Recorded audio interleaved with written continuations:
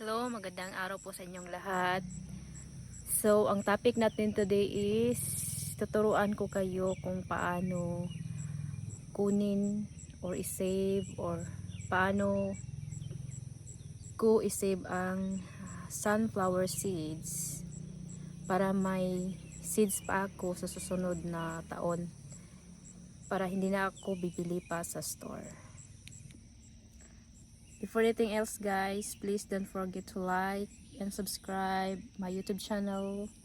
It's me, ang Bisaya gardener sa Amerika. I am Jessa, living in the jungle of West Virginia. So by the way guys, kailangan ako mag-video today because tomorrow hindi ko alam kung anong mangyari dito kasi mayroong hurricane. Hindi ko alam, baka matutumba tong mga halaman ko or sunflower ko. So kailangan ko mag-video para meron akong memories sa aking mga sunflower memories in 2026. Paano nga ba at saan nga ba ako kukuha ng mga buto ng aking sunflower? So ito mga guys is nawala na yung bulaklak niya. So ito yung example natin. So tatanggalin natin to. At saka yung makikita mo dito, ito. Yan yung mga buto. Yan, kita nyo yan. So dyan ako kukuha ng mga buto. At pagkatapos kong matanggal ang mga buto, ay ibibilad ko sa araw. Pagkatapos ng ibilad sa araw at dried na, so ito na yung mga buto ng aking sunflower. So pwede na to siya guys, ilagay sa lupa. Or pwede yan siya i-save para sa susunod na taon para hindi na ako bibili ng sunflower seeds sa susunod na taon dahil meron na akong na-save. Pwede din itong ipakain sa mga ibon at pwede din itong ipakain sa mga chicken. At dahil wala akong chicken at ibon, isi-save ko na lang to para sa susunod na taon at para makapagtanim na naman ako. So ito po yung sunflower ko this 2026, ayan. So kailangan ako mag-take ng video kasi hindi ko alam. Kasi tomorrow, sabi ng weather forecast is merong hurricane na papasok sa state namin. So hindi ko alam kung ano ang mangyari tomorrow. I hope hindi yung worst na mga pangyayari na darating. I hope na they will still stand tall there and still blooming. Pero hindi natin alam, hindi natin hawak ang panahon. So kailangan ko nang mag-take ng video. So yung mga nakahanging plants ko dyan, yung mga flower ko dyan is kailangan ko din kunin. Dahil hindi ko alam tomorrow baka lilipad or anong mangyari, so it's better to prepare rather than hindi prepared. So I am glad that the weatherman forecast or the social media inform us that there's hurricane tomorrow, will appear tomorrow, so it's better to be prepared. So baka ilagay ko yan sa loob ng bahay or sa loob ng garage for the safety of my flowers ko. But my sunflower, I cannot take it out because nakalagay na dyan sa lupa. But this one, I have to get it. So it's fine because pwede naman siya i-carry going inside. And then after the hurricane, pwede siya ibalik.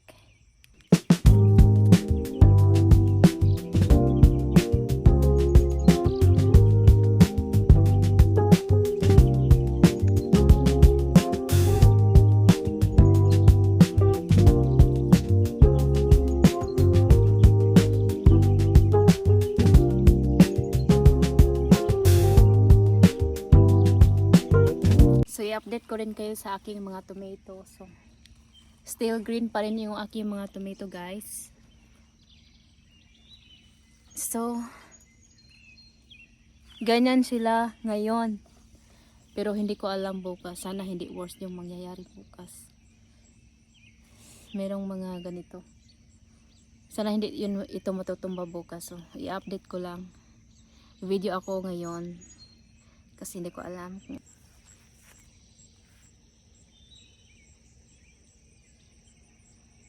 So, binababa ko ng aking mga hanging plants. At ilalagay ko ito sa loob ng aking bahay. For safety na. Pero yung mga kamatis dyan, hindi ko alam. I hope hindi malala yung mangyayari bukas. Kasi marami akong tanim. Ako'y nababahala for tomorrow. Pero i-update ko kayo tomorrow guys after the hurricane. Sana hindi mangyayari yung, yung malala talaga.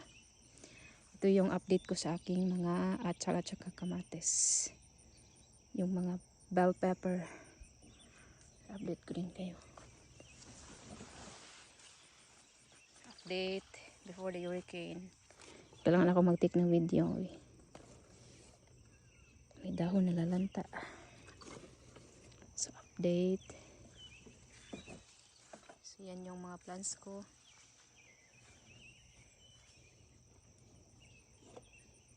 So, today, sobrang init today. It's 88 degrees. Sobrang init. Tapos, sabi ng forecast tomorrow is uulan at may thunderstorm at saka mayroong paparating na hurricane, sabi nila. Sana hindi worse yung mangyayari guys. Ako'y natatakot para sa aking mga halaman.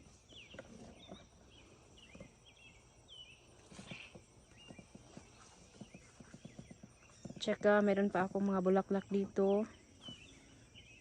Pero hindi ko na ito malipat sa loob ng bahay kasi sobrang bigat nila. So dito na lang siguro to yung mabigat. Yung magagaan siguro ito lang yung malilipat ko sa loob ng bahay. Pero yung mabibigat dito na lang. Kasi hindi ko yan ma-carry. Hindi ma-carry inside the house. So update.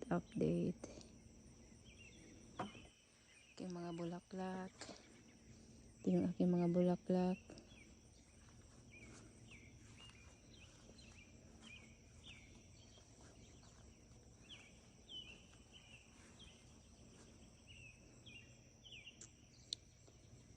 Atsal sa bakit. Kamatis. Aking mung beans. Munggo beans. Tsaka nandun pa yung iba.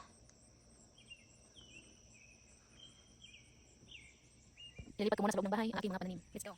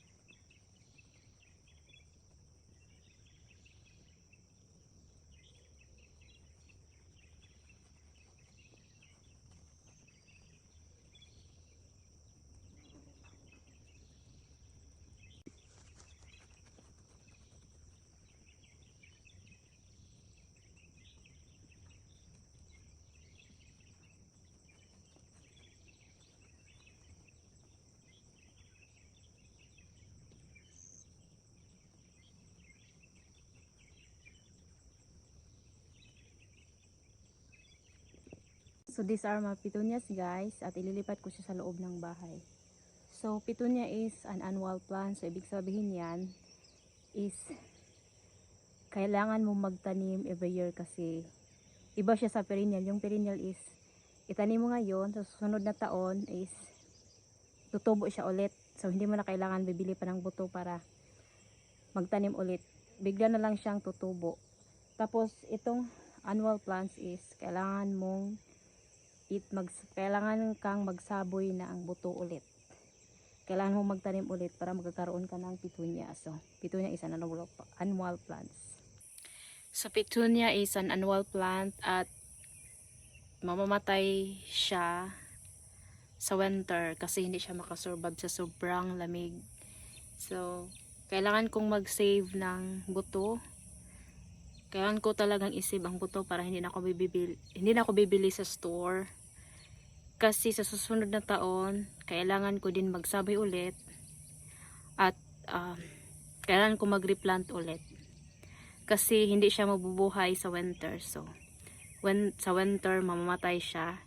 Sa spring magsaboy na naman ako ng seeds ulit para magkakaroon ako ng ganito kagandang mga bulaklak. So that's it.